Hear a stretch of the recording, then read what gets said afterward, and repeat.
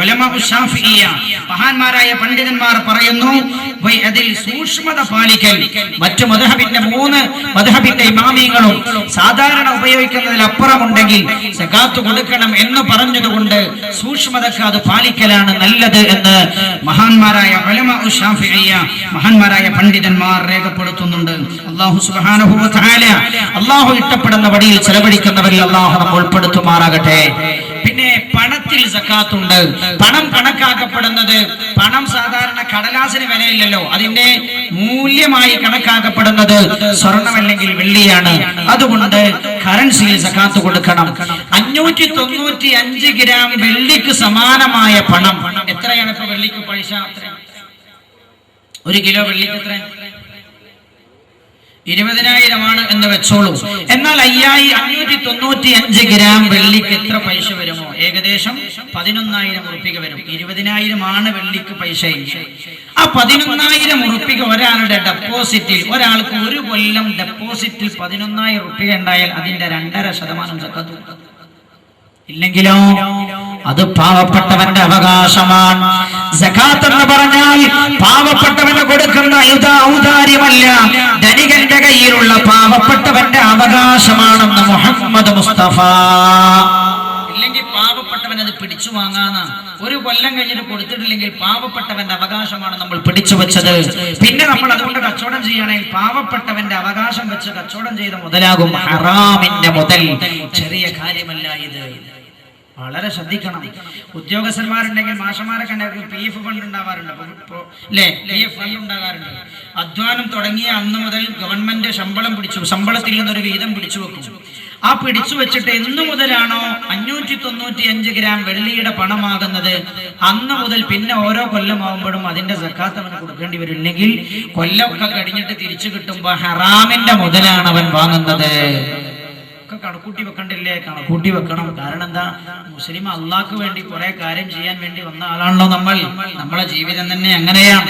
അല്ലാഹു സുബ്ഹാനഹു വ തആല പടച്ച റബ്ബ് അല്ലാഹുവിന്റെ വഴിയിൽ ചെലവഴിക്കുന്നവരിൽ നമ്മൾ ഉൾപ്പെടുത്തട്ടെ.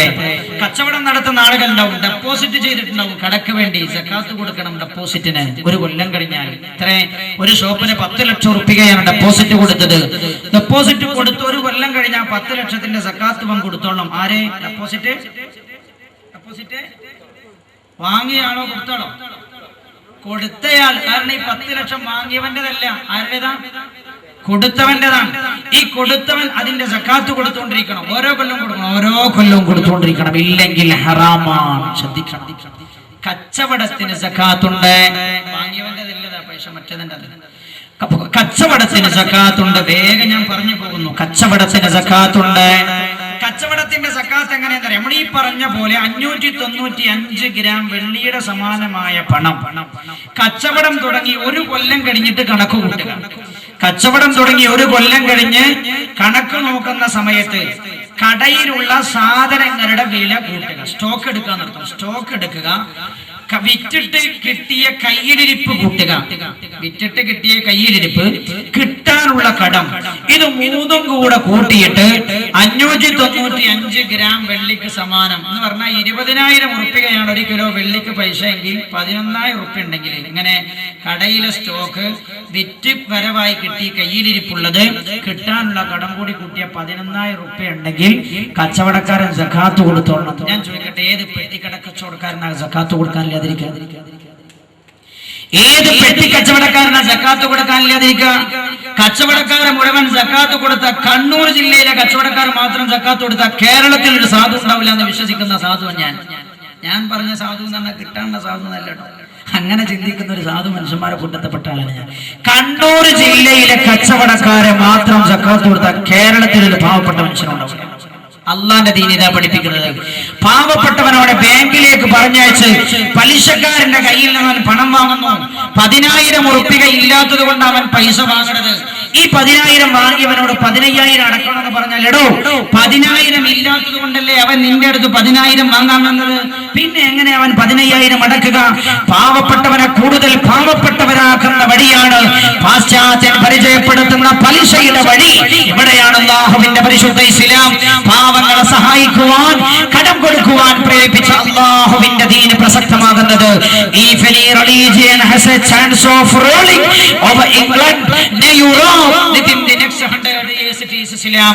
ഈ വരുന്ന 100 വർഷങ്ങൾക്കുള്ളിൽ ഏതെങ്കിലും ഒരു മതത്തിന്, ഒരു പ്രത്യയശാസ്ത്രത്തിന് ലോകത്തിന്റെ മേലാധിപത്യം സ്ഥാപിക്കാൻ കഴിയുമെങ്കിൽ അത് ഇസ്ലാമിനെ കഴിയുമെന്ന് പറഞ്ഞത് ബർനാർഡ് ഷായാണ്. ഇതാ ആ ബർനാർഡ് ഷായുടെ സംസ്കാരം ഏറ്റെടുത്ത ആളുകൾ ഇപ്പോൾ സൗദി അറേബ്യയിൽ വന്നിരിക്കുകയാണ്. എന്തിന്?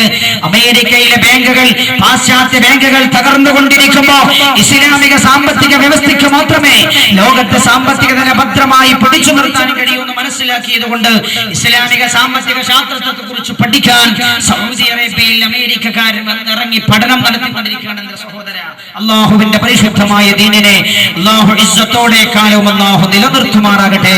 കച്ചവടക്കാൻ സക്കാത്ത് കൊടുത്തോണമില്ലേ? പിറ്റേ വർഷം മുതൽ കച്ചവടം ചെയ്യുന്നത് സാധുവിന്റെ അംശമുള്ള കച്ചവടമാണ്, സാധുവിന്റെ അംശമുള്ള കച്ചവടമാണ്. എന്റെ സഹോദര, ശ്രദ്ധിക്കണം. അതുകൊണ്ട് കച്ചവടക്കാരൻ സക്കാത്ത് കൊടുക്കണം. സക്കാത്തിന് അർഹരായ ആളുകൾ മുഴുവൻ സക്കാത്ത് കൊടുക്കണം. ഇതാണ് സമ്പത്ത് ചെലവഴിക്കേണ്ട നിർബന്ധമായ വഴി. അള്ളാഹു പഠിപ്പിക്കുന്നു. പിന്നെയോ സമ്പത്ത് ചെലവഴിക്കേണ്ട മറ്റൊരു വഴി എന്താണ്? അള്ളാഹു പഠിപ്പിക്കുന്നു. ഖൈറായ വഴികളിലൊക്കെ മാതാപിതാക്കളുടെ കാര്യത്തിൽ ചെലവഴിക്കുക, ഭാര്യ മക്കളുടെ കാര്യത്തിൽ ചെലവഴിക്കുക.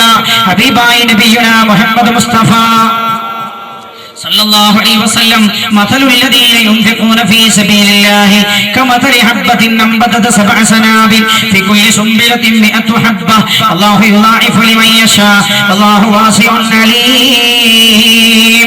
അല്ലാഹു ഇരട്ടപ്പുള്ള എല്ലാ വഴിയിലും ചെലവഴിക്കുക. അങ്ങനെ ചെലവഴിക്കുമ്പോൾ അല്ലാഹു ബർക്കത്ത് ചെയ്യും. ഹബീബായ നബിയുനാ റസൂലുള്ളാഹി സല്ലല്ലാഹു അലൈഹി വസല്ലം തങ്ങൾ പറയുകയാണ്, മാ നഖസത സദഖത്തുൻ മിമ്മാൽ. ഒരാളും ധർമ്മം ചെയ്തത് കാരണം അയാൾ പാപ്പരനായിട്ടില്ല എന്ന് നബിയുനാ റസൂലുള്ളാഹി. ഇന്നാണ് ഭയങ്കര ധർമ്മിഷ്ഠനായിരുന്നല്ലോ, അയാൾ അവസാനം പാപ്പരനായിട്ടല്ലേ മരിച്ചുപോയത്. അതിന്റെ കാരണം എന്തായിരിക്കും എന്നറിയാം? അയാൾ സമ്പാദിച്ചത് ഹറാമായിരിക്കും.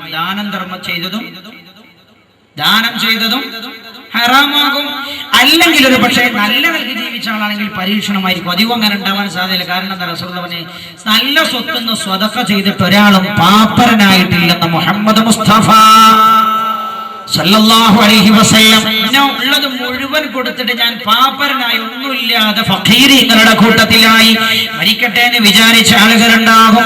മഹാനായ സയ്യിദുനാ അബൂബക്കർ സിദ്ദീഖ് റളിയല്ലാഹു അൻഹു. എന്റെ സഹോദരങ്ങൾ ചിന്തിച്ചു നോക്ക്, മഹാനവറുകൾ ആരായിരുന്നു? മക്കയിലെ കോടീശ്വരനായിരുന്നു, സമ്പന്നനായിരുന്നു സിദ്ദീഖ്, കച്ചവടക്കാരനായിരുന്നു സിദ്ദീഖ്. ആ സിദ്ദീഖ് പാപ്പരനായില്ലേ? പാപ്പരനായി. എങ്ങനെ പാപ്പരനായി എന്നറിയോ? സമി അല്ലാഹു ലിമൻ ഹമിദ എന്ന് നമ്മൾ നിസ്കാരത്തിൽ പറയുന്നില്ലേ? നിസ്കാരത്തിലെ എല്ലാ അടക്കത്തിലും അനക്കത്തിലും നമ്മൾ പറയുന്നത് എന്താ? അല്ലാഹു അക്ബർ, അല്ലാഹു അക്ബർ എന്നല്ലേ? എന്നാൽ റുകൂഇൽ നിന്ന് ഇഅ്തിദാലിലേക്ക് വരുമ്പോൾ മാത്രമാണ് നമ്മൾ സമി അല്ലാഹു ലിമൻ ഹമിദ എന്ന് പറയുന്നത്. എന്താണ് അതിന്റെ കാരണമെന്നറിയുമോ സഹോദര? ആദ്യ കാലഘട്ടത്തിലൊക്കെയും അല്ലാഹു അക്ബർ എന്ന് തന്നെയായിരുന്നു പറയാറുള്ളത്. മഹാനായ സയ്യിദുനാ അബൂബക്കർ സിദ്ദീഖ് റളിയല്ലാഹു അൻഹു परवाने को चिराग बस बुलबुल को फूल बस सिद्दीक के लिए है खुदा का रसूल बस. മഹാനായ സിദ്ദീഖുൽ അക്ബർ റളിയല്ലാഹു അൻഹു എല്ലാം അല്ലാഹുവിന് വേണ്ടി കൊടുത്തു. ദീനിന്റെ വളർച്ചക്കായി, അല്ലാഹുവിന്റെ ദീൻ വളരാനായി റസൂലുള്ളാഹി എന്ത് ചോദിച്ചോ മുഴുവൻ കൊടുത്തു. ഒരിക്കലാണ് ഒരു യുദ്ധത്തിന് വേണ്ടി സ്വഹാബത്തിനോട് സ്വത്ത് സംഭരിക്കാൻ വേണ്ടി പറഞ്ഞത്. അപ്പോഴാണ് മഹാനായ സിദ്ദീഖുൽ അക്ബർ റളിയല്ലാഹു അൻഹു എല്ലാവരും തങ്ങളുടെ വീട്ടിൽ നിന്ന് സ്വത്തെടുത്ത് വരികയാണ്. ഈ ദീനുണ്ടായത് അങ്ങനെയോ? ആരാ പറഞ്ഞത്? പിരിവ നടക്കാതെയാണ് ദീനുണ്ടായത്. മുത്ത റസൂൽ അങ്ങനെയല്ലടോ നടത്തിയത്. നീ പല സംഗതികളും ഇല്ലാതെയാക്കി നീയാണ് ഏറ്റവും വലിയവനെന്ന മേന്മ നടിക്കാനല്ലേ? നിന്റെ ആശയങ്ങൾ ജനങ്ങളുടെ കൽബിലേക്ക് കുത്തിയിറക്കാനല്ലേ വഞ്ചനാത്മകമായ പ്രവർത്തനം നീ നടത്തുന്നത്? റസൂലുള്ളാഹി സ്വഹാബത്തിനോട് സ്വത്ത് കൊണ്ടുവരാൻ പറഞ്ഞു. എല്ലാവരും കൊണ്ടുവന്നു. സിദ്ദീഖുൽ അക്ബർ റളിയല്ലാഹു അൻഹു കൊണ്ടുവന്നു. റസൂലുള്ളാഹി ചോദിച്ചു, സിദ്ദീഖേ, നിങ്ങൾ എന്താണ് നിങ്ങളുടെ വീട്ടുകാർക്ക് വേണ്ടി ബാക്കിയാക്കിയത്? മഹാനായ സയ്യിദുനാ ഉമർ ഇബ്നുൽ ഖത്താബ് റളിയല്ലാഹു അൻഹു എല്ലാ ഘട്ടത്തിലും സ്വത്ത് കൊടുക്കുന്ന കാര്യത്തിൽ മുൻപന്തിയിലായിരുന്ന സിദ്ദീഖ്, ദാനത്തിന്റെ കാര്യത്തിൽ മഹാനായ സയ്യിദുനാ ബിലാൽ റളിയല്ലാഹു അൻഹു ഇസ്ലാമിലേക്ക് കടന്നു വന്നത് കാരണം ഉമയ്യത്തിന്റെ ക്രൂരമായ താടന പീഡനങ്ങൾ ഏറ്റുവാങ്ങുകയാണ്. സിദ്ദീഖ് റളിയല്ലാഹു അൻഹു നടന്നു പോകുന്ന സമയത്ത് കാണുന്നത് ബിലാൽ റളിയല്ലാഹു അൻഹുവിന്റെ കൈകളിൽ ചങ്ങല ബന്ധിച്ചിട്ടുണ്ട്, കാലിൽ ചങ്ങലേറ്റിട്ടുണ്ട്. ഉമയ്യത്തിന്റെ കിങ്കരന്മാർ ചുട്ടുകൊള്ളുന്ന മടരാരണ്യത്തിൽ കൊണ്ടുവന്ന് മലർത്തിക്കെടുത്തിയിട്ട് മഹാനായ ബിലാൽ റളിയല്ലാഹു അൻഹുവിനെ വലിക്കുകയാണ്. പാറക്കല്ല് നെഞ്ചത്തെടുത്ത് വെച്ചിട്ടുണ്ട്. കൈകൾ ഒരു ഭാഗത്തേക്ക് വലിക്കുന്നു, കാല് മറുഭാഗത്തേക്ക് വലിക്കുന്നു. മഹാനായ ബിലാൽ റളിയല്ലാഹു അൻഹുവിനോട്